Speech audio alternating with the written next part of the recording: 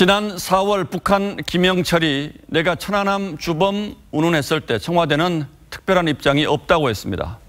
하지만 그 한 달 전 송영무 국방장관은 국회에서 천안함을 폭침한 잠수정은 북한 정찰총국 소속이라고 했습니다.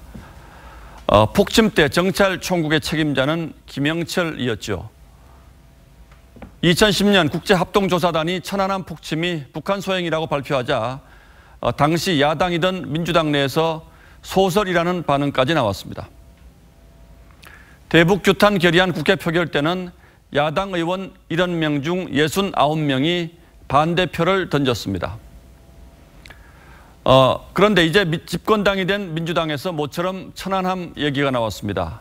원내대표가 금강산 박왕자씨 피격과 천안함 폭침에 대한 북한의 사과를 받자는 야당 의원의 제안을 어린애 장난식 거래라고 했습니다.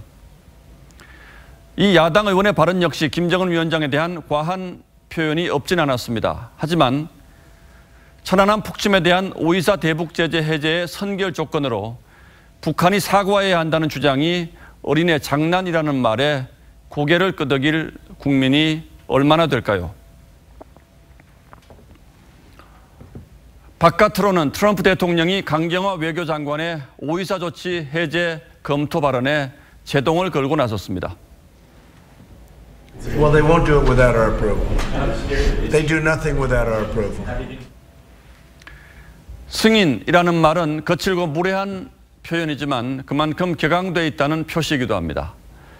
강 장관은 남북 군사합의에 대해서 폼페이오 미 국무장관이 강한 불만을 표시했다는 사실도 일부 시인했습니다. 트럼프는 미북 정상회담을 중간선거 뒤로 미루고 연일 대북 제재를 강조합니다. 북한이 이미 변했으니 제재를 풀어줄 필요가 있다는 우리 정부의 생각과는 여전히 큰 거리가 있죠. 그런데 북핵 문제 당사자인 한국이 대북 제재를 앞장서서 풀어보려고 애쓰는 모양새가 미국과 국제사회의 눈에는 어떻게 비칠까요? 그런 한국을 보면서 북한은 또 무슨 생각을 할까요? 비핵화를 둘러싼 한반도 안팎의 분위기가 이상하게 돌아가고 있는 듯합니다. 10월 11일 앵커의 시선은 앞뒤가 바뀐 북한 비핵화였습니다.